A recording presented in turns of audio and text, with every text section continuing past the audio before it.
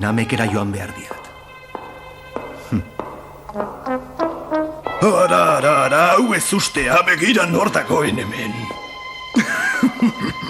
Istiluak izan omen ditu, kestuk? Lurtarroie gerra latza eman diatela zirudik. Eskerrak bizirik agoen oraindik. Utzi pasatzen, orain ez daukat zurekin denbora galtzeko astirik, alde! Ezainari nitxoin, baldakik Freezer oso aserrezela bere baimenik gabe alako ekimenak hartu ituelako.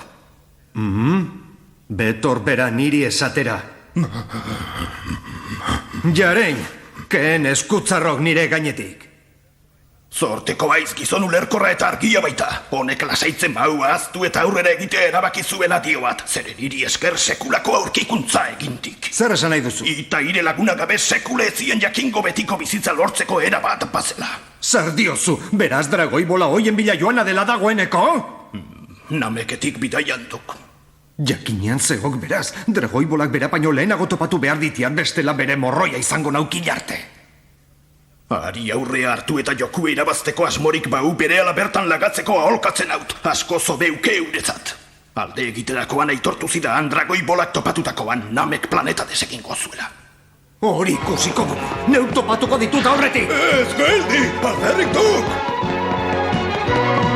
Baina nora zoazu? Eman hori, pentsatzen jarrita beharko dudala uste diat!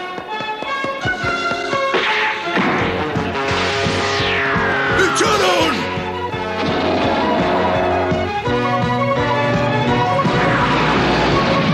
Har baino lehenago jakin nian, ez dizkidak oztuko!